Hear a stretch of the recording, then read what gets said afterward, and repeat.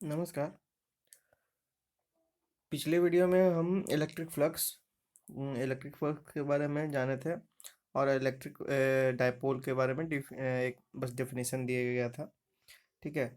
Electric flux हम जहाँ तक देखे थे तो हमें पता है कि इलेक्ट्रिक फ्लक्स क्या होता है। इलेक्ट्रिक फ्लक्स हमें आइडिया देता है कि किसी भी सरफेस से कितना इलेक्ट्रिक फील्ड लाइन क्रॉस कर रहा है। तो आज उसको अच्छे से समझने के लिए हम कुछ और प्रॉब्लम करने जा रहे हैं। तो देखते हैं कि आज के वीडियो में हमें क्या पढ़ना है। आज के वीडियो में हम दो टॉपिक कवर करने जा रहे हैं। हम लोग पहले इलेक्ट्रिक फ्लक्स को कैलकुलेट करना सीखेंगे और दूसरा जो टॉपिक है वो हमारा है कि इलेक्ट्रिक डायपोल के चलते हमको इलेक्ट्रिक फील्ड कैलकुलेट करना होगा किसी भी पॉइंट पर उसके एक्सिस पर। ठीक है, तो चलिए पहले इलेक्ट्रिक फ्लक्स का कुछ सिंपल प्रॉब्लम देखते हैं। तो असल में इलेक्ट्रिक फ्लक्स का कैलकुलेशन दो टाइप से होता है। एक केस होता है कि जब यूनिफॉर्म इलेक्ट्रिक फील्ड रहे और एक केस होता है जब यूनिफॉर्म इलेक्ट्रिक फील्ड ना रहे, यानी कि इलेक्ट्रिक फील्ड वेरी हो। तो आज के वीडियो में हम सिर्फ यूनिफॉर्म इलेक्ट्रिक फील्ड के चलते जो इलेक्ट्रिक फ्लक्स होगा उसको कैलकुलेट करना सीखेंगे। अगले वीडियो में कोशिश करेंगे कि नॉन यूनिफॉर्म इलेक्ट्रिक फील्ड के चलते जो इलेक्ट्रिक फ्लक्स होता है उसको कैलकुलेट करना हम लोग सीख जाए। तो पहले यूनिफॉर्म इलेक्ट्रिक फील्ड के लिए कुछ एग्जाम्पल देखते हैं इलेक्ट्रिक फ्लक्स कैलकुलेशन का। तो एक क्वेश्चन है, इसको आप पॉज करके पढ़िए और सॉल्व करने की कोशिश कीजिए। क्वेश्चन में सिंपल बोल रहा है कि एक डिस्क है जिसका रेडियस कितना है 0.1 मीटर है और जो इलेक्ट्रिक फील्ड जिसका मैग्नीट्यूड कितना दिया हुआ है 2 × 10⁻³ न्यूटन पर कूलम। इस इलेक्ट्रिक फील्ड से वो 30 डिग्री पर ओरिएंटेड है। ठीक है, तब हमें दो चीज़ कैलकुलेट करना है। सॉरी, हमें क्वेश्चन के तीन पार्ट है। पहले पार्ट में कैलकुलेट करना है कि इलेक्ट्रिक फ्लक्स डिस्क से कितना है। दूसरे पार्ट में कैलकुलेट करना है कि जो एन कैप है जो कि रिप्रेजेंट कर रहा है एरिया वेक्टर को, किसके एरिया वेक्टर को, डिस्क के एरिया वेक्टर को रिप्रेजेंट कर रहा है। वो अगर इलेक्ट्रिक फील्ड से जो उसका एंगल है परपेंडिकुलर हो जाए, जैसे कि पहले प्रॉब्लम में उसका एंगल 30 डिग्री है ना। पहले प्रॉब्लम में एंगल 30 डिग्री की जगह अगर वो 90 डिग्री हो जाएगा तो कितना होगा, और पैरेलल यानी कि 0 डिग्री हो जाएगा तो कितना हो जाएगा। तो तीन पार्ट में हमें इलेक्ट्रिक फ्लक्स निकालना है, एक 30 डिग्री के लिए, एक 90 डिग्री के लिए, एक और 0 डिग्री के लिए। तो सिंपल सा प्रॉब्लम है। प्रॉब्लम फिगर कुछ इस प्रकार का है कि यहाँ पर ये जो लाइन है ये आपको uniform electric field line represent कर रहे हैं। ठीक है, और ये हमारा डिस्क है जो कि आप देख रहे हैं कि 30 डिग्री का एंगल किससे बना रहा है, इलेक्ट्रिक फील्ड से। ये एन कैप वेक्टर है जो कि इस एरिया पर परपेंडिकुलर है और इस एरिया का एरिया वेक्टर है। एन कैप वेक्टर जो है इस एरिया का एरिया वेक्टर है जो असल में उस पर परपेंडिकुलर है और उसका डायरेक्शन हमें बता रहा है। तो एन कैप वेक्टर ई यानी कि इलेक्ट्रिक फील्ड से कितना एंगल बना रहा है, 30 डिग्री का। ठीक है, तो चलिए सिंपल सा अब सॉल्यूशन देखते हैं पहले प्रॉब्लम के लिए कि हमें इलेक्ट्रिक फ्लक्स कैलकुलेट करना है। तो इलेक्ट्रिक फ्लक्स फाई का फॉर्मूला सिंपल है, ई डॉट ए, जिसका वैल्यू होता है ई ए कॉस थीटा। ठीक है, तो पहले प्रॉब्लम के लिए हम निकालेंगे ई ए कॉस थीटा। ई का वैल्यू हमको पता है, ई का वैल्यू क्वेश्चन में 2 × 10⁻³ न्यूटन पर कूलम दिया गया है। एरिया कहाँ से निकालेंगे, एरिया क्योंकि ये जो डिस्क है ये एक सर्कल है। ठीक है, तो एरिया πr² करके हम एरिया निकाल लेंगे, रेडियस दिया हुआ है तो एरिया वहाँ से कैलकुलेट करके यहाँ पर पुट कर देंगे। पहले प्रॉब्लम में कितना एंगल बना रहा है, 30 डिग्री, तो 30 डिग्री हम रख दिए cos फाई के जगह पर, cos 30 डिग्री, और सिंपल मल्टीप्लिकेशन से मेरा आंसर आ गया। ठीक, दूसरे प्रॉब्लम में क्या कर रहा था, जो एन कैप वेक्टर है वो परपेंडिकुलर हो जाएगा, यानी कि एंगल कितना हो जाएगा, फाई कितना हो जाएगा, 90 डिग्री। ठीक है, एंगल फाई कितना हो जाएगा, 90 डिग्री। तो cos 90 डिग्री 0 होता है, इसलिए इलेक्ट्रिक फ्लक्स कितना हो जाएगा, फाई ई कितना हो जाएगा, 0। थर्ड प्रॉब्लम में क्या बोल रहा था कि एन कैप वेक्टर जो है, एरिया वेक्टर जो है, वो यूनिफॉर्म इलेक्ट्रिक फील्ड से कितना एंगल बना रहा है, वो पैरेलल है तो कितना एंगल बनाएगा, 0। यानी कि एंगल कितना है 0, तो कॉस फाई का वैल्यू 1 हो जाएगा। और ये कॉस थीटा मैंने इस वैल्यू रख दिए 1, और मेरा ये वैल्यू आ गया। तो एक बात आप ध्यान रखिए कि जब जो एंगल है, इलेक्ट्रिक फ्लक्स तीन चीज़ पे डिपेंड कर रहा है, हम देख रहे हैं यहाँ पर। एक वैल्यू ई का, इलेक्ट्रिक फील्ड का वैल्यू, दूसरा एरिया का वैल्यू, और तीसरा एंगल का वैल्यू। ठीक है, तो अगर एरिया और इलेक्ट्रिक फील्ड का वैल्यू अगर चेंज नहीं हो रहा और सिर्फ एंगल का वैल्यू चेंज हो रहा है, तब इलेक्ट्रिक फ्लक्स मैक्सिमम कब होगा?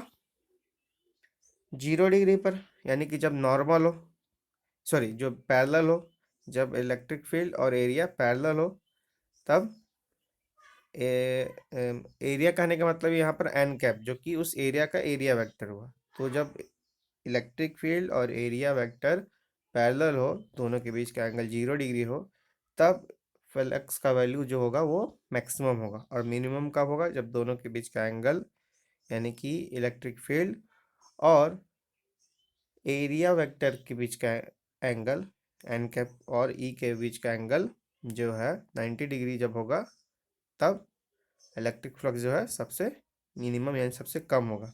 ठीक, तो एक सिंपल प्रॉब्लम था। एक प्रॉब्लम और देखते हैं इलेक्ट्रिक फ्लक्स पर। तो क्वेश्चन सिंपल है कि एक इमेजिनरी क्यूब है जिसका साइड कितना है, साइड का लेंथ कितना है, एल है, और उससे इलेक्ट्रिक फील्ड क्रॉस कर रहा है, यूनिफॉर्म इलेक्ट्रिक फील्ड उससे पास कर रहा है। तो हमें निकालना है कि जब हमको पूरे क्यूब से टोटल इलेक्ट्रिक फ्लक्स कैलकुलेट करना है। ठीक है, पहला केस क्या है? जब जो दो फेस है वो इलेक्ट्रिक फील्ड के परपेंडिकुलर है। तो कुछ इस तरह से फिगर है कि हम यहाँ पर देख रहे हैं, ये क्यूब के 6 फेस है जिनको area vector n1 cap, n2 cap, n3 cap, n4 cap, n5 cap, n6 cap से उसका डायरेक्शन दिखाया जा रहा है। और n1 और n2 से ये इलेक्ट्रिक फील्ड क्रॉस कर रहा है ना। ठीक, यहाँ पर आप ध्यान दें तो n1 कैप इस डायरेक्शन में है, n2 कैप इस डायरेक्शन में है। तो n2 के पैरेलल है और n1 से कितना डिग्री बनाना है? 180 डिग्री। जबकि n5, n3 और n4 और n6 ये चारों से इलेक्ट्रिक फील्ड का एंगल कितना बन रहा है? 90 डिग्री का। ठीक है, तो n2 सॉरी n2 से इलेक्ट्रिक फील्ड पैरेलल है n1 से 180 डिग्री का एंगल बना रहा है। ठीक है, जबकि n3, n4, n5, n6 से जो फेस है वो उनसे कितना एंगल बना रहा है? 90 डिग्री का। तो सिंपल सी बात है, जिनसे 90 डिग्री का एंगल बना रहा है उससे जो फ्लक्स है 0 हो जाएगा। तो हम बारी बारी सारे एरिया से फ्लक्स निकाल लेंगे और उसको सम कर लेंगे। अब यहाँ पे एक प्रॉब्लम फंसता है, क्या इलेक्ट्रिक जो सॉरी जो इलेक्ट्रिक फ्लक्स है वो क्या स्केलर है कि वेक्टर है? तो सिंपली आप अगर देखें इसका फॉर्मूला में, तो हम क्या यूज किए हैं? ई डॉट ए, किसी भी दो वेक्टर, यहाँ पर हम एरिया को भी वेक्टर से रिप्रेजेंट कर रहे हैं, इलेक्ट्रिक फील्ड तो वेक्टर है ही। तो दो वेक्टर का जब डॉट प्रोडक्ट निकलता है तो क्या होता है? स्केलर। तो यानी कि इलेक्ट्रिक फ्लक्स क्या है? एक स्केलर क्वांटिटी है। तो इसका जब हम सम करेंगे तो सिंपल नंबर की तरह करेंगे, है ना, हम इसका वेक्टर सम नहीं करेंगे। तो हम इस क्या करेंगे, 6 फेस से हम निकाल लेंगे कि कितना इलेक्ट्रिक फ्लक्स है और सबका सम कर देंगे। ठीक है, और इलेक्ट्रिक फ्लक्स का भी अगर आप डिफिनेशन देखें तो उसमें क्या बोलता है कि नंबर ऑफ लाइन या magnitude of electric field passing through certain area. ठीक है, ये इलेक्ट्रिक फ्लक्स होता है। तो इलेक्ट्रिक फ्लक्स एक स्केलर क्वांटिटी है, तो इसका जो सम होगा वो अलजेब्रिक सम होगा, ना कि वेक्टर सम। ठीक, तो हम सारे फेज से पहले इलेक्ट्रिक फ्लक्स अलग अलग इंडिविजुअल निकालेंगे और सबको अलजेब्रिकली सम कर लेंगे। ठीक है, तो कुछ कुछ इस तरह से हो जाएगा कि हम जो n1 से इलेक्ट्रिक फ्लक्स निकाल लिए, क्योंकि n1 से कितना एंगल बना रहा था? 180 डिग्री। ठीक है, ए कितना है? क्योंकि साइड लेंथ जो है क्यूब का एल है, तो ए कितना हो जाएगा? L square. तो मेरा ई ए कितना हो गया? ई एल स्क्वायर कॉस 180 डिग्री। तो मेरा कितना आ गया? फ्लक्स थ्रू n1 कितना हो गया, यानी कि पहले फेज से कितना होगा? Minus E L square. वैसे ही n2 से पैरेलल है तो यानी कि कॉस 0 डिग्री, यानी कि प्लस ई एल स्क्वायर। बाकी चारों फेज से 90 डिग्री का एंगल बना रहा था तो 0 हो गया। और पूरा हम electric flux, total electric flux निकालने के लिए सबको क्या कर देंगे, अलजेब्रिकली सम कर देंगे, और मेरा वैल्यू क्या आ जाएगा, मेरा वैल्यू क्या आ गया, minus E L square plus E L square plus zero plus zero plus zero plus zero equal to कितना आ गया, जीरो। यानी टोटल इलेक्ट्रिक फ्लक्स जो है वो जीरो है। इसका मतलब क्या होता है कि इलेक्ट्रिक फ्लक्स जीरो कब होता है, इलेक्ट्रिक फ्लक्स आप जैसे फिगर में देख रहे हैं, एक तो इलेक्ट्रिक फ्लक्स जीरो तब होना चाहिए जब कोई भी इलेक्ट्रिक फील्ड लाइन या इलेक्ट्रिक फील्ड उस फेस से ना क्रॉस करे, या दो केस हो सकते हैं, जितने फील्ड लाइन आ रहे हैं उतने ही उस ज्योमेट्रिकल फिगर से फील्ड लाइन क्रॉस कर जाए। तो आप देख रहे हैं कि जितने फील्ड लाइन इस पहले फेस N1 कैप से जो रिप्रेजेंट कर रहा है, जिससे पहले फेस N1 कैप से जो रिप्रेजेंट हो रहा है, उस एरिया में जितने लाइन एंटर कर रहे हैं उतना ही N2 कैप से निकल जा रहे हैं, इसलिए इलेक्ट्रिक फ्लक्स जो है जीरो हो जा रहा है। अगर ऐसा किसी फिगर के साथ हो, किसी 3D फिगर में जितने इलेक्ट्रिक फील्ड लाइन आए इंटर करे और जितने निकल जाए, अगर दोनों का नंबर बराबर हो तो टोटल इलेक्ट्रिक फ्लक्स उस फिगर से, उस 3D फिगर से क्या हो जाएगा, जीरो हो जाएगा। ठीक है, तो ये प्रॉब्लम था जो हम लोगों ने इलेक्ट्रिक फ्लक्स के लिए किए, कब, जब यूनिफॉर्म इलेक्ट्रिक फील्ड था तब। एक केस देखेंगे जब यूनिफॉर्म इलेक्ट्रिक फील्ड ना हो, फील्ड वेरी करे। तो जब फील्ड वेरी करेगा तो हम, जैसे कि हम टोटल फ्लक्स निकालने के लिए यहाँ सम कर रहे थे, ठीक है, तब भी हम सम ही करेंगे, लेकिन वैसे सम को क्या बोलते हैं, इंटीग्रेशन। ठीक है, तब हम इंटीग्रेट करके निकालेंगे। ठीक है, तो अब चलते हैं इलेक्ट्रिक डायपोल पर। तो कल हम इलेक्ट्रिक डायपोल डिफाइन किए थे कि इलेक्ट्रिक डायपोल एक सिस्टम है जिसमें दो चार्ज होते हैं, जिसके बीच का डिस्टेंस 2a होता है, और दोनों पे जो चार्ज होते हैं, एक पॉजिटिव होता है, एक नेगेटिव होता है, दोनों का मैग्नीट्यूड सेम होता है। अब दूसरा बात होता है इलेक्ट्रिक डायपोल में इलेक्ट्रिक डायपोल मोमेंट p, जो सिंपल एक प्रोडक्ट है किसका, चार्ज और डिस्टेंस, चार्ज और चार्ज के बीच के डिस्टेंस का प्रोडक्ट है। तो डिस्टेंस था 2a और चार्ज था q। अब आप बोलेंगे वहाँ चार्ज तो दो था, एक प्लस q था एक माइनस q, तो क्या लेंगे, तो सिंपली हम मैग्नीट्यूड लेंगे, हम कोई साइन नहीं लेंगे, हम सिंपली मैग्नीट्यूड लेंगे q, बस एक। तो इलेक्ट्रिक डायपोल मोमेंट क्या होता है, p इक्वल टू 2qa। एक छोटा सा इलेक्ट्रिक डायपोल मोमेंट का डेफिनेशन है जो आप आगे यूज करते हुए देखेंगे। अब हमें क्या करना है, एक केस ले रहे हैं, इलेक्ट्रिक डायपोल के चलते हम इलेक्ट्रिक फील्ड कैलकुलेट करेंगे। पहले केस में हम लोग कैलकुलेट करने जा रहे हैं इस वीडियो में एक्सिस पर। तो आप देख रहे हैं इस फिगर में, ये है हमारा डायपोल जिसके बीच का लेंथ 2a दिया हुआ है, और इस डायपोल के मिड पॉइंट से r दूरी पर एक पॉइंट है P। इस पॉइंट पर हमको इलेक्ट्रिक फील्ड कैलकुलेट करना है। तो अब प्लस चार्ज के चलते, ठीक है, प्लस चार्ज के चलते यहाँ पर इलेक्ट्रिक फील्ड किधर, किस डायरेक्शन में होगा, इस डायरेक्शन में आप देख रहे हैं। ठीक है, और माइनस चार्ज के चलते इलेक्ट्रिक फील्ड इस डायरेक्शन में होगा। तो हम पहले माइनस चार्ज के चलते इलेक्ट्रिक फील्ड निकाल लेंगे और प्लस चार्ज के चलते इलेक्ट्रिक फील्ड निकाल लेंगे, मैग्नीट्यूड, और दोनों का वेक्टर सम सिंपली कर देंगे, तब हमारा एक्सिस पे जो इलेक्ट्रिक फील्ड होगा वो निकल जाएगा। तो इलेक्ट्रिक फील्ड निकालने के लिए प्लस चार्ज और माइनस चार्ज से हमें दो चीज़ पता होना चाहिए, चार्ज का वैल्यू और distance between point and charge. तो चार्ज का तो वैल्यू पता है, दोनों केस में q होगा। डिस्टेंस क्या होगा, डिस्टेंस क्या हो जाएगा, ये डिस्टेंस,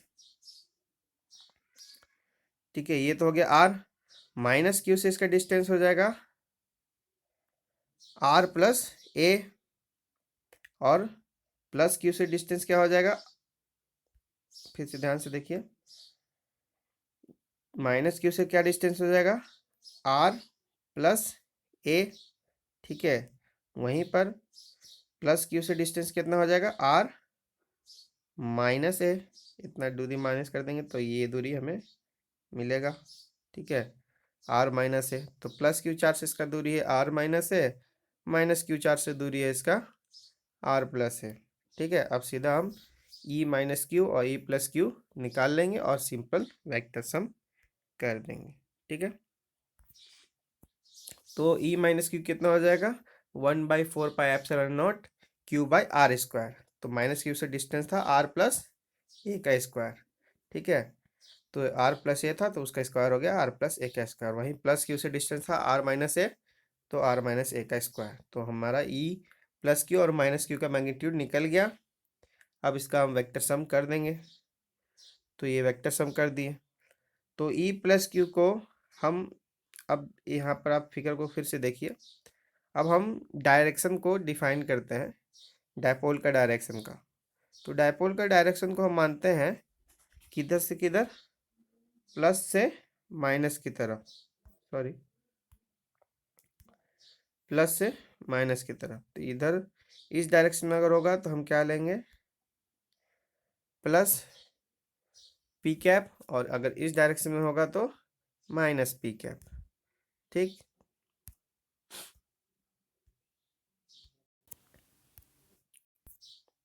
तो देखिए यहाँ पर जो माइनस क्यू है उसको कौन सा डायरेक्शन लिए हम, माइनस, ठीक है। उसका डायरेक्शन क्या लिए है, माइनस पी कैप।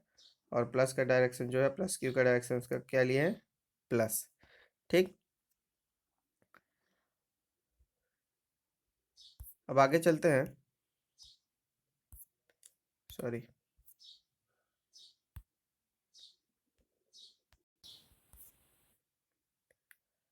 ठीक। अब इसको वेक्टर सम हम कर देंगे, ठीक है। तो ये मेरा वैल्यू क्या आ गया यहाँ पर, यहाँ पर इसका हम कैलकुलेट कर लेंगे, सिंपली एलसीएम से कैलकुलेशन कर लीजिए। तो इसका वैल्यू कितना आ जाएगा, 4 AR by R square minus A square का होल का स्क्वायर, ठीक है। तो ये वैल्यू मेरा आ जाएगा टोटल इलेक्ट्रिक फील्ड। अब यहाँ पर एक एग्जाम्पशन ले लिए हैं कि जो ए है, यानी कि डिस्टेंस बिटवीन जो डायपोल है 2 है ना, उससे अगर जो पॉइंट है जहाँ पर हम इलेक्ट्रिक फील्ड कैलकुलेट कर रहे हैं वो बहुत बड़ा है तब, ठीक है। फिगर में देखिए आप एक बार फिर, कि हम मान रहे हैं कि इलेक्ट्रिक ये जो डायपोल है इसके बीच का ये जो डिस्टेंस है 2a वो बहुत छोटा है इन कंपैरिजन आर के। तब क्या होगा, मतलब अगर ये जो पॉइंट P है वो डायपोल से बहुत दूर है तब क्या होगा। तब आप देखिए मेरा जो मैग्नीट्यूड आया है, ठीक है, ये इसमें हम ए को क्या मान लिए, ए को, क्योंकि आर बहुत बड़ा है ए से, तो ए को 0 पुट कर दिए, ठीक है। तो मेरा क्या वैल्यू आ गया, मेरा वैल्यू आ गया आर बाई आर का power 4, A R by R का पावर 4, और आर कैंसिल हो गया तो मेरा आ गया ए बाई आर क्यू, ठीक। तो ये आ गया मेरा इलेक्ट्रिक फील्ड का वैल्यू एक्सिस पर, किसके चलते, इलेक्ट्रिक डायपोल के चलते। अब हम सेकंड केस करना है कि हमें इक्वेटोरियल प्लेन पर इलेक्ट्रिक फील्ड निकालना है, और तब हम देखेंगे कि ये ऐसा क्यों कैलकुलेशन हम कर रहे थे, इस कैलकुलेशन का मतलब क्या है, इसका सिग्निफिकेंस क्या है, ये कैलकुलेशन क्यों करवाया जा रहा है आपको। तो ये पार्ट हम अगले वीडियो में देखेंगे। आज के वीडियो में आप ये दोनों टॉपिक को अच्छे से समझ लीजिए, एक बार कैलकुलेशन करना सीख जाइए इलेक्ट्रिक फील्ड का और इलेक्ट्रिक फ्लक्स का। तब अगले वीडियो में हम बात करेंगे इक्वेटोरियल प्लेन पे इलेक्ट्रिक फील्ड कितना होगा, और डायपोल का ही इलेक्ट्रिक फील्ड हम क्यों पढ़ रहे हैं स्पेशली, ठीक है। इस पे बात करेंगे। तो अगला वीडियो इंपॉर्टेंट होगा, ज़रूर देखिएगा उसको, क्योंकि ये टॉपिक बोर्ड में बहुत ज़्यादा आता है, ठीक है। आज के वीडियो के लिए इतना ही, धन्यवाद।